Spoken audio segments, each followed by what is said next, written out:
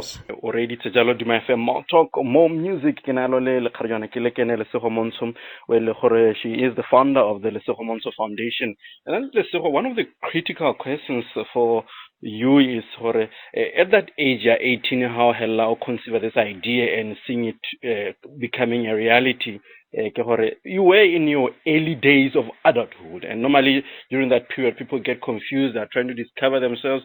How did you balance all these philanthropy work with discovering your persona and enjoying your adulthood or early days of adulthood? Thank you. That's a beautiful question. I think now it takes us to doing what you love. When you do something because you love it, it's also part of your vision. It's also part of more of your calling or your purpose. When you do it, you don't feel like it comes with all that fulfillment. It comes with the aspect of it being fun and entertaining. It comes with the aspect of it being more like an enlightenment. Spiritually, it helps you to discover a lot of things about yourself and about others. At the same time, it also comes with that aspect of it being impactful somehow, as it should be. So I think the reason why maybe many young people tend to derail very often is they do things that they don't like, or they do things that are not a part of that purpose. So when you do something that's not your purpose, you're going to feel like it's a burden. You're going to feel like it makes you tired. It doesn't bring you the entire fulfillment. And that's why very often people will go out into other places now and try to find that fulfillment and try to find that entertainment.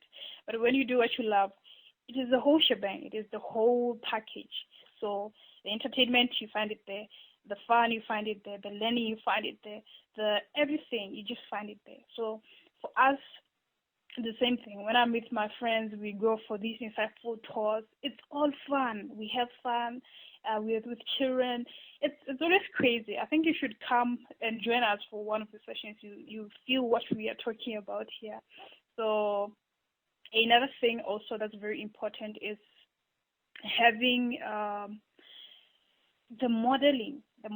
I think we are very blessed to live in one of the most amazing times where you can have role models from any part of the world who may not necessarily be in your immediate space. We have all sorts of people. You can have access to information about Oprah Winfrey, how she lives her life, how she starts her day, how she does things in her life, how she reads.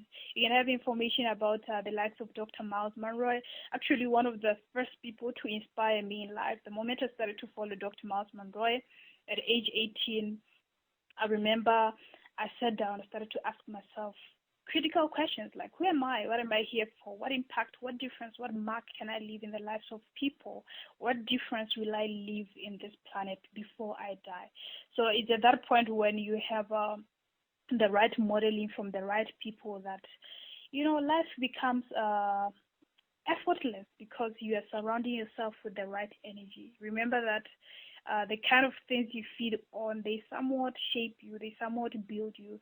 So for me, the strength of character that I have is somewhat also built around the kind of role models I follow, the kind of books I read. One more important thing is reading.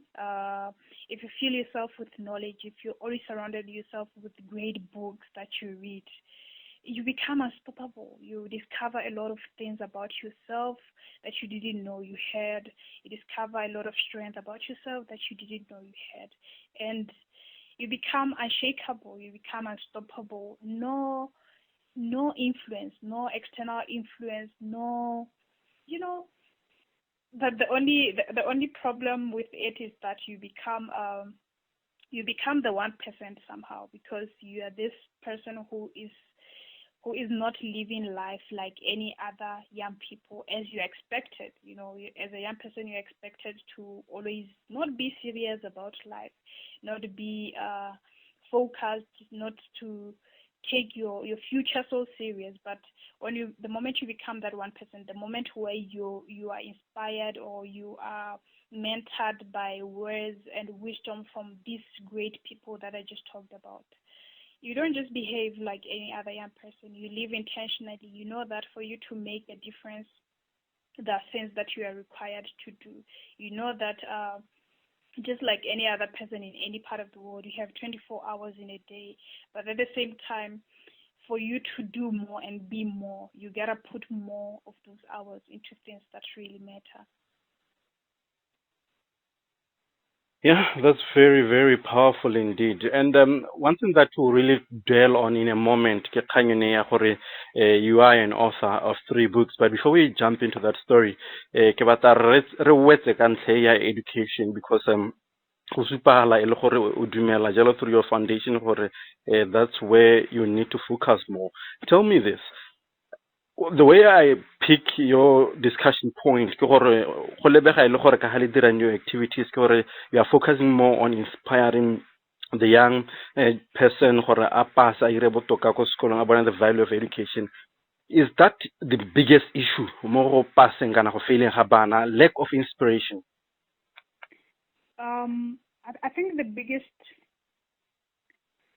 biggest problem is not that.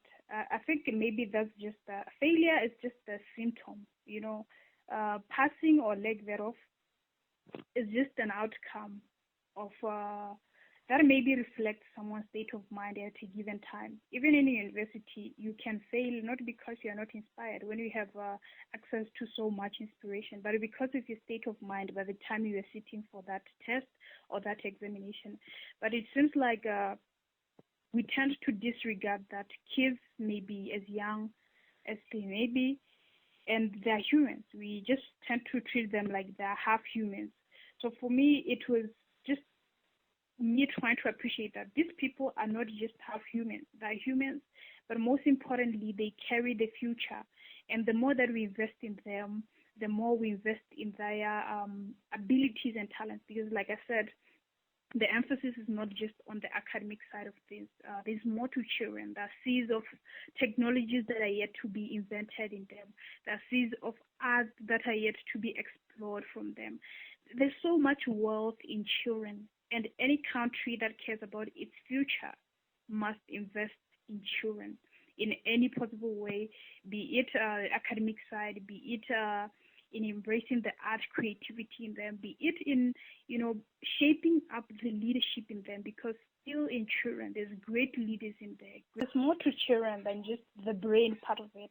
The problem is like we focus more on the brain because children are the memory, the ability to memorize and, keep those concepts that we later test them on.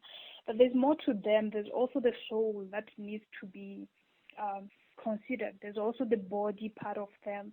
There's just so much of them. So for us, our main focus, just to summarize on that, is to build character, because a person of character is unstoppable regardless of how good or not so good they are with academics. If you have the right character, you will be great in your own way, in your own lane, in your own, ability and capability. And 23 o setse o kwale dibuka di le 3 mo go tsone tse tharo teng polela gore if you had to recommend one of them yo e leng gore o ka re I should really read it, o ka re ke efe and why? Okay, wow, that's a challenging question.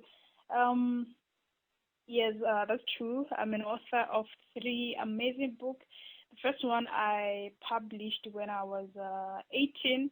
I wrote it when I was 17, published it when I was 18. It was called Journey of a Refined Visionary. It's that book that I wrote after experiencing that epiphany that I talked about earlier on. So it was more like that book when you discover yourself. And then I remember the first time I published it, I just put it on Amazon at that time. And then the second one was an investment book that's called The Pinnacle and Core of Forex, which I published when I was 19.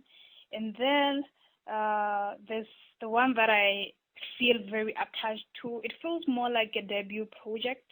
It's called Insights of an X Chromosome Idealist, which I published on the 15th of February 2019? No, it's 2018, sorry. 15th February 2019. That's when Insights of an X Chromosome Idealist was published. I was only 21 years of age at that time, and I don't know. It's just a crazy book. That's one book that I can recommend to everyone because It's a book that I wrote pouring my heart all in, pouring my soul all in. It's that book that when I wrote, I remember I would pray so much before writing it so that everything that I put in that book, I do not just write it for vanity. I write it so that every word in it, every single phrase in it may leave a mark, a difference in hearts of people, may bring transformation in the lives of people, and most importantly, just make them better versions of themselves. So that's one book that I would recommend that every single person may read or may just go out there and read. It's available at Botswana Book Center in Memo. It's also available at Bala Books and Rail Park Mall, and also this January to be available at Exclusive Books in Airport Junction Mall. So that's the book. It's a power book. It's a groundbreaking, thought-breaking book that challenges the status quo. It's also metaphysical in some way, and it just entirely prompts people to lead their lives boldly, enthusiastically, and to just be as daring as they can be. Because, like I said, as human beings, God made us to be limitless. God made us to, thrive, but we create limits based on the societies that we grow in. We start to believe these limits of how far we can go based on, the societal calligraphies, as I call them in that book. And this stops us to live to our fullest potential that we could possibly live up to, if at all we had access to books like this one that, provokes in you that realization. So it's that book that any person who lives in this so-called digital age, any person who exists in this so-called digital age needs to have a copy of it and read it, because it does not only cover the issues that I've talked about. It also talks about, the educational systems that we're subjective to at this current age and time, how dysfunctional they are, and also how we can change them to be effective. It also talked about the leadership problems. As you know, at this current age and time, we have leadership problems in Africa and the world as a whole. And it's at this point where leadership should be refined. What is leadership? What does being a leader mean? What role or what responsibility should one have when they are a leader? What character? What, all those kind of things that we need to understand, because at this age we mostly define leadership with clout, but it shouldn't be like that. Leadership was founded on the basis of service. Leadership was founded on the basis of what service can you have for your people? What service can you have for, your community? What service can you bring to your country? How transformative, how visionary, how passionate you are as someone that people expected to follow you, and also how do you react in difficult times that need transformative, flexible thinking.